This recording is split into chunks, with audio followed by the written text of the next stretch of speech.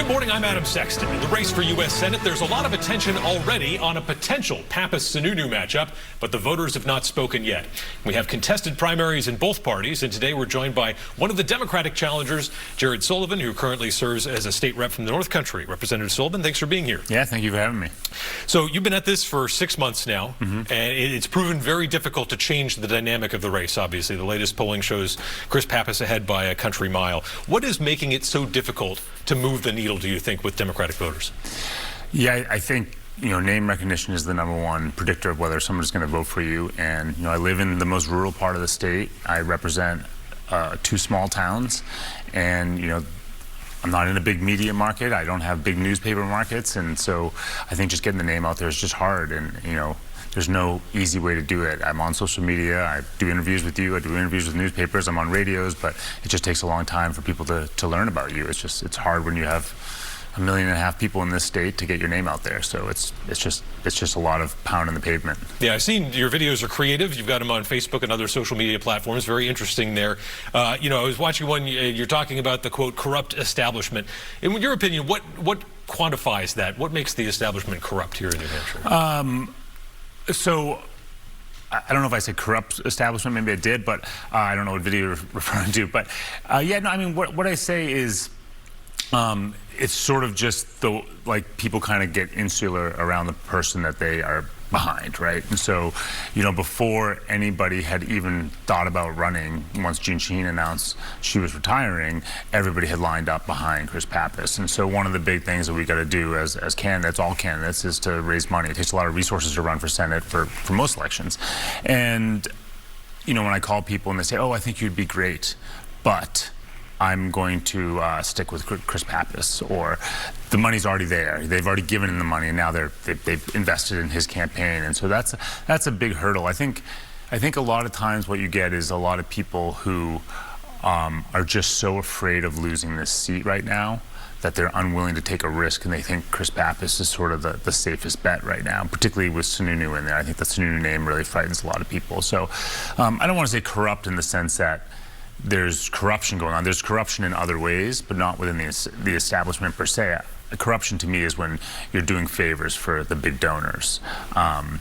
There was one time, I will share it on this show because it's an interesting interaction I had, where somebody actually said, and I think this smells a little bit like corruption, where somebody actually told me that I need to call up business leaders who are wealthy around the state and explain what the ROI on investing in my campaign would be. And that, to me, reeks of corruption. So if that's actually regularly happening, then I think that's a pretty shameful thing.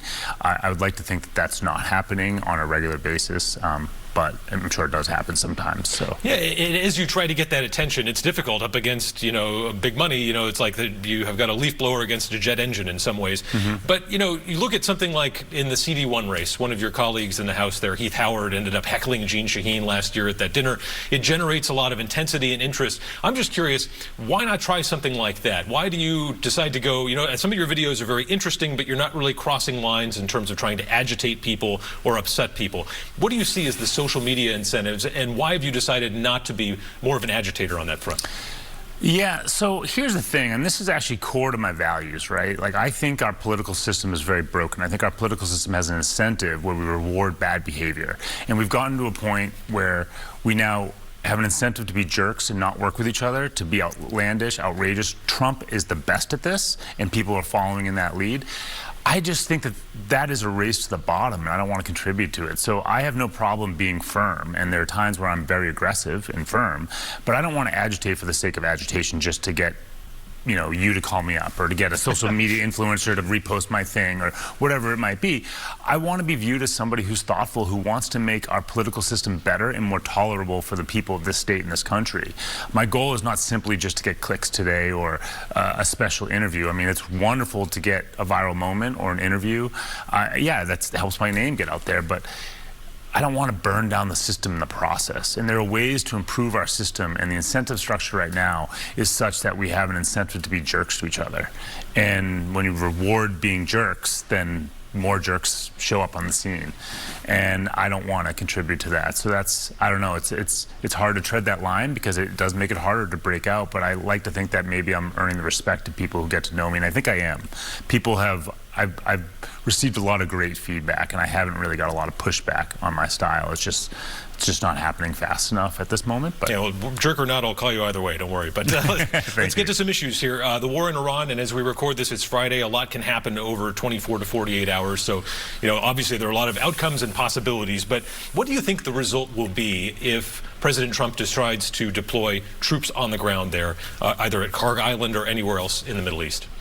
I mean, I think it's going to be a disaster. I think this whole Iran thing has proven that he is not a thoughtful president, a thoughtful leader, and he's putting a lot of people at risk. He's putting our country at risk, and he's, in the process, putting our global economy at risk.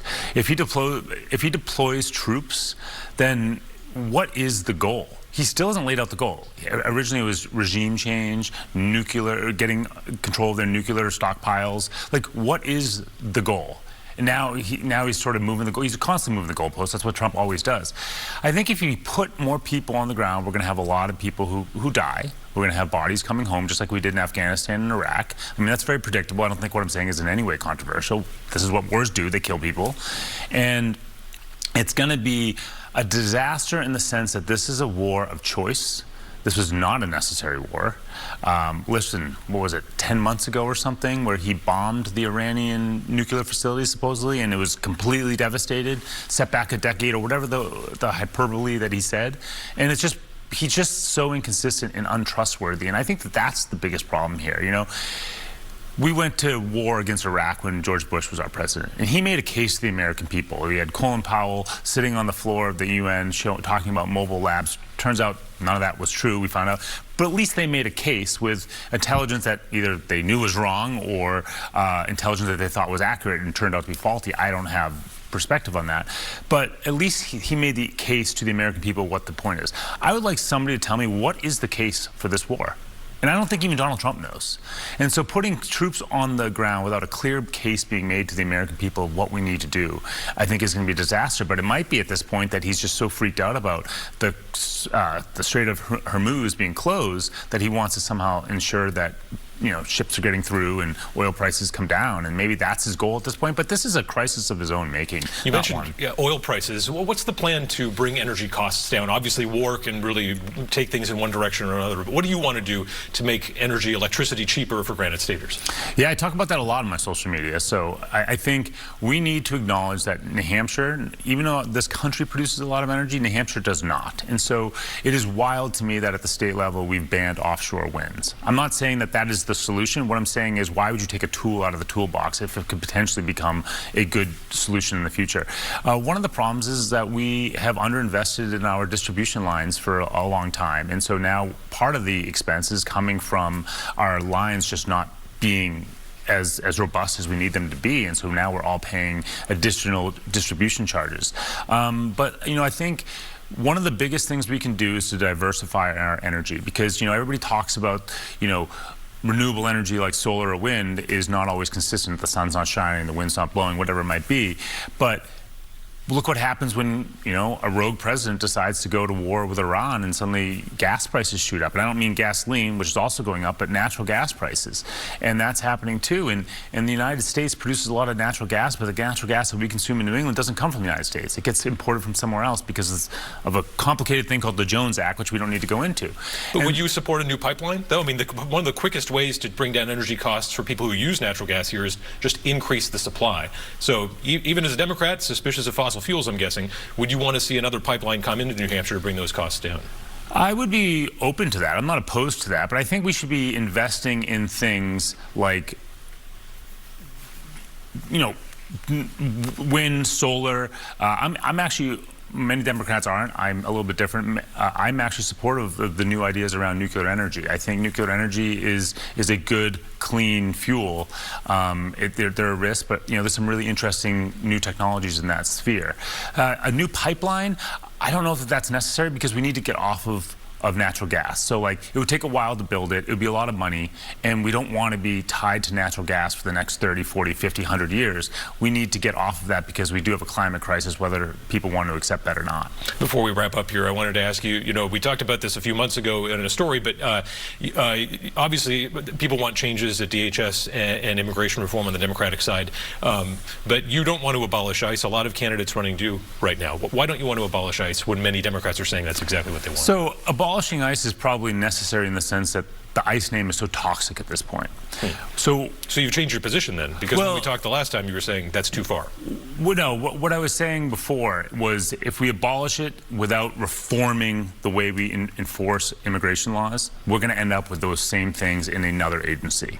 And so, yeah, that's like the nuance that I'm glad we have a chance to get to is, yeah, we can say abolish ICE all we want, but if we just abolish ICE and suddenly the Border Patrol's ones that are doing it, or some new agency forms that does the exact same practices, then we're back where we are now, you know. And so that's my position is like, yeah, we should probably abolish ICE in the sense that it's a toxic name at this point, but we probably should, not probably, we absolutely need to reform the way we do immigration. So that's my thought on that.